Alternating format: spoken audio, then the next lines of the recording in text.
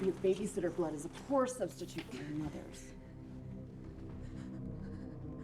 But I'll tell if you want.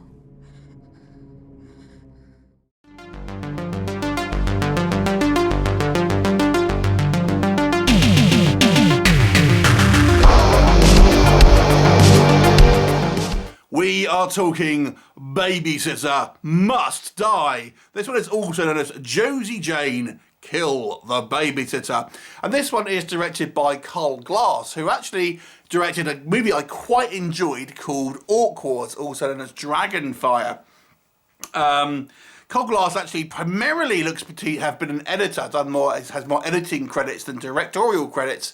But nonetheless, he's done a few films here, and we've seen plenty of movies that are to do with babysitters over the kind of the last few decades, and here is another one. What's it all about? Let's discuss. Let's go over the synopsis first of all. So Jodie is a babysitter to this young girl, and the kind of the parents of this young girl living in a very kind of luxurious but very remote house. And the father is some type of music mogul. He's very successful, and hence why he can live in such a kind of a luxurious place. So Jodie's hired to look after this young girl. I think it's over Christmas sort of period of time. And she does. And we learn that Josie is kind of a little bit of a, wallflower. She's a little bit of a mouse. And that a name which is actually called in the movie. And she would much rather kind of like, look after kids than have any real social life. We learn that she likes to go to things like summer camp or kind of Girl Guides type thing that you have in the States. And has learned a variety of kind of skills that you learn in those kind of clubs and things like this. All which will come into play in the movie. However, the parents come home early and Josie and the young girl are playing a game of hide and seek just when a trio of heavily armed home invaders come in and start making demands. Now Josie at this point is hiding, so they're actually unawares that she's there. But these home invaders are no ordinary home invaders. They don't just want to burgle the place. They are actually some type of religious zealots who are looking for something specific within the house and actually have dark intent. So let's talk about what I think, first of all, worked in this movie. One of the things I really enjoyed of this movie is the stakes felt high. And the reason for this is that having these kind of home invaders, not just kind of burglars, not kind of just like random criminals on the loose or something like that, these guys, are organised and have, I don't want to spoil it for you, but they have some type of religious kind of mission to go on, which makes them kind of like the Terminators, quite frankly. They can't be bought, they can't be reasoned with. They are there with a purpose, and the purpose is a dark one.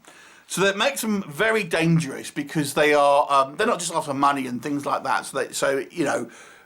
They can't be dissuaded from their mission or have any real type of moral compass, really. And there is some ambiguity about what it is they're actually wanting to do. The plot in regards to kind of how we get little snippets, we see that they all have, one's got a patch over their eye, one's got this throat slit, but has got this kind of scar or this symbol, one's got like a patch over his ears. And we learn that there's some type of doomsday style cult or something along the lines of that they're a part of. And they have, again, I don't want to spoil it for you, but a kind of doomsday style plan in place that is potentially even sort of supernatural, and it kind of gives them this edge. And I really like the fact that we see how brutal these kind of home invaders can be towards the beginning of the movie. So they seem genuinely dangerous and not like bumbling kind of like home invaders or that people who are there for just money or something. I really, really like that. And I gotta be honest with you, I thought the acting in this movie was pretty good. Josie as a kind of a main character, I think, has to have a shout out as well, because I thought she did a great job of seeming legitimately like quite a kind of, closed off kind of person, quite quiet, quite demure, and she goes through this kind of transformation into this kind of much more confident, kind of as curious the kind of the film goes on. And a shout out too to the writers, and also maybe the like the costume department as well, who dress her initially like she's kind of quite immature, but as the film goes on and she becomes kind of more accustomed to have to deal with what's the situation, we see her look kind of change and mature throughout it, which I thought was great. And I'm going to be honest with you, I think the acting from all the cast here, they do a good job.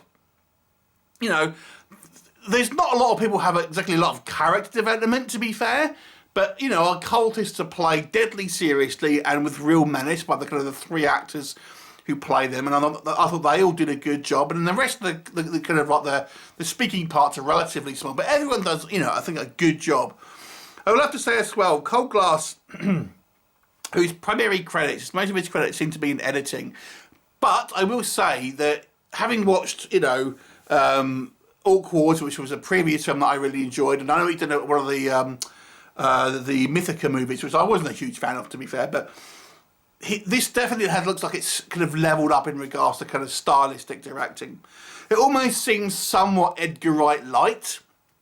For example, we have these kind of like badges that, you know, when Josie kind of does shows a particular skill, we'll see her kind of like honour badge that she would have got from Girl Guides or whatever that is, you know, the summer camp type things.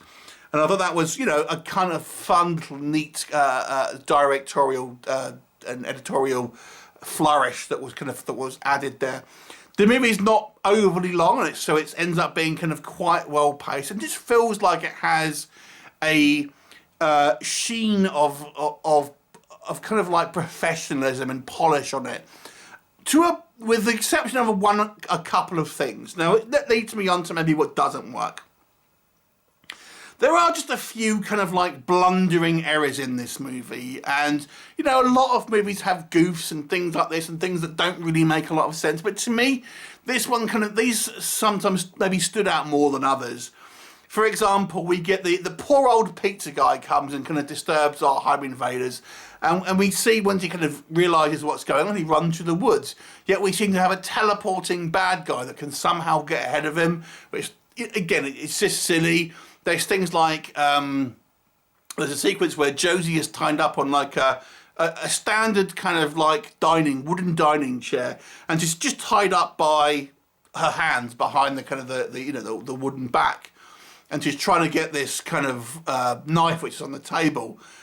You know, but realistically her legs aren't bound. She could literally just stand up and like walk over to the table with a kind of like the holding up the chair. Things like this, it's just like, come on, it's just like, there's just some things here that's just how it come out that schlocky level.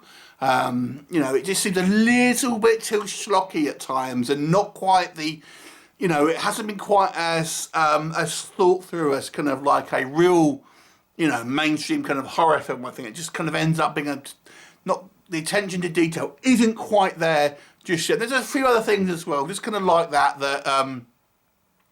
are just kind of a little bit kind of like, that's kind of a little bit goofy. That's kind of, considering this is not a comedy necessarily, it's, you know, you can't kind of get away with having kind of silly, spoofy things and maybe some goofs and stuff like that. It just was overlooked.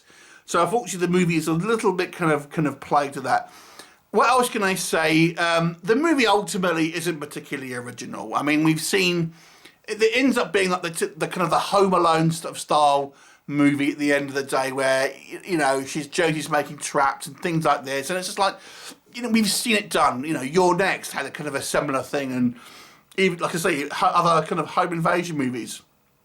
So this movie doesn't really have much in the way of originality, and of course they have to have the typical FU moment at the end of the movie.